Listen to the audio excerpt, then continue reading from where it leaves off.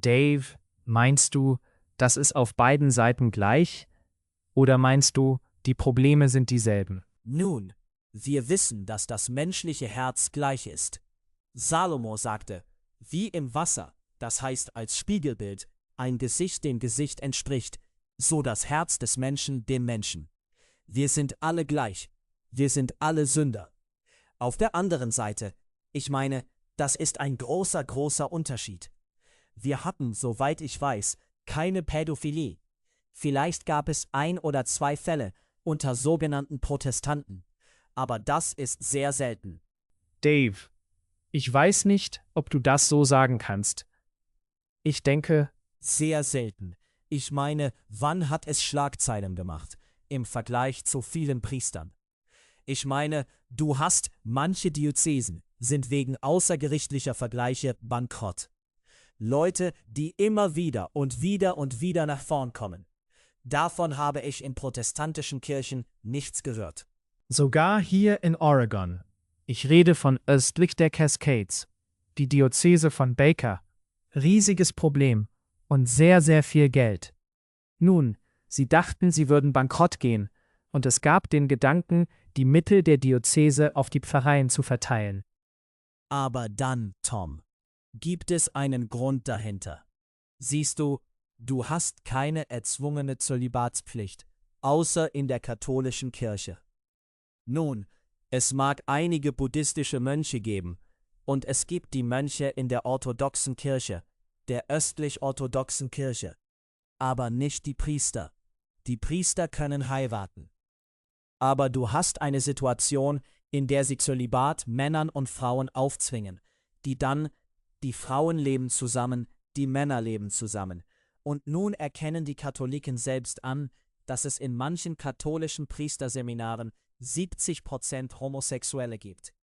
Das liegt daran, dass es keinen normalen Auslass für ihre natürlichen Kräfte gibt, ihre natürlichen Instinkte, das, was Gott ihnen gegeben hat, und sie haben keinen anderen Weg, also werden sie in das hineingezwungen. Und außerdem ist es für Homosexuelle attraktiv, weil das wie ein Ort aussieht, wo sie ausleben können, was sie tun wollen, und das mit Immunität. Und sie tun es, und dann sind sie miteinander nicht zufrieden. Also müssen sie sich an Jungen vergreifen und so weiter. Und die Kirche hat das in der Vergangenheit gebilligt. Schau, wenn du als Priester heiratest, werfen sie dich raus. Ehe ist eine Sünde. Ja, eine Todsünde. Aber in einer homosexuellen Beziehung weiterzumachen, das ist okay. Du bleibst weiter Priester. Und wenn es irgendeine Beschwerde in der Pfarrei gibt, Eltern könnten sich beschweren oder was auch immer, dann versetzt man sie in eine andere Pfarrei. Das wird in der katholischen Kirche seit sehr, sehr vielen Jahren praktiziert. Und schließlich leben wir in einer Zeit, in der die Leute gelernt haben zu klagen. Sie haben gelernt, aufzustehen und für ihre Rechte einzustehen. Und so weiter. Und deshalb kommt das alles gerade jetzt heraus. Das ist nichts Neues. Also, ist es dasselbe? Nein, als Antwort auf diese Frage. Auf der einen Seite kann es andere Sünden geben, an denen Pastoren schuldig sind. Es gibt viel Ehebruch, sogar unter sogenannten evangelikalen Pastoren, die mit ihrer Sekretärin durchbrennen, sich von ihrer Frau scheiden lassen. Davon gibt es ziemlich viel. Dave, hier ist eine interessante Unterscheidung. Weißt du, ich bin römisch-katholisch aufgewachsen. Und ich erinnere mich nicht, ich bin, weißt du, Ende 50. Und ich erinnere mich an nichts davon, um ehrlich zu sein. Es wurde viel getrunken. Und wir hatten Priester in unseren Häusern.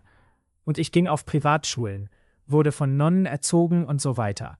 Aber, siehst du, die römisch-katholische Kirche lehrt, und hier ist die Unterscheidung, dass es durch die Sakramente ist, durch alle möglichen Dinge, die die Kirche bereitstellt, die Liturgie und so weiter. Aber du erlangst Gnaden, und diese Gnaden erzeugen Heiligkeit. Denk daran, für den Katholiken gilt, durch gute Werke und so weiter hast du eingegossene Gerechtigkeit. Du wirst gerecht und du wirst gerecht durch das Empfangen der Sakramente. Nun, Dave, niemand empfängt die Sakramente mehr als die Priester. Niemand hat Zugang zu all diesen Gnaden so sehr, wie der Priester ihn hat. Sicher, man könnte sagen Nonnen bis zu einem gewissen Grad, aber nein, es ist das Priestertum. Nun, da funktioniert etwas nicht, Dave. Nun sicher, bei evangelikalen Pastoren könnten wir ihnen auch etwas anlasten.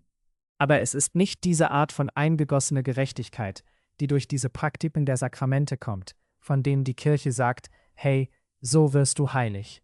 Nun, Tom, du warst Katholik. Also wie viel davon wäre die Vorstellung, naja, was immer ich tue, selbst wenn es eine Todsünde ist, ich kann immer zur Beichte gehen und ich kann es bekennen.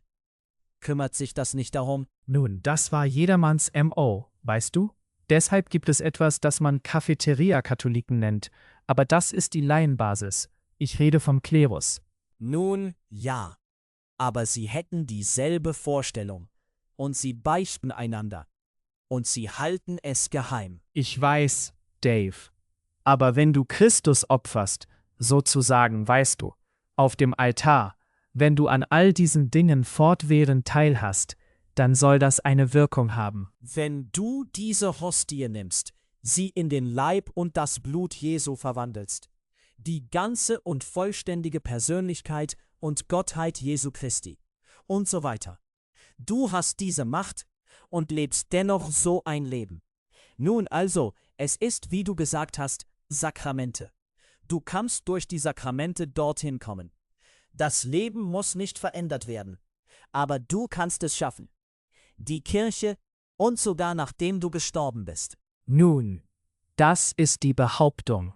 Nachdem du gestorben bist, Tom, werden sie weiterhin Messen für dich lesen, dich aus dem Fegefeuer herausbekommen und so weiter. Es ist eine Tragödie, eine echte Tragödie. Also, Dave, ist es ein Berufsrisiko für religiöse Leiter? Ein religiöser Leiter zu sein, bringt viel Verantwortung mit sich. Aber natürlich, wenn du nur ein religiöser Leiter bist und den Herrn nicht wirklich kennst, ja, der Priester, ein unverheirateter Mann, hat Kontakt zu Frauen, die zu ihm kommen, und er berät sie und so weiter.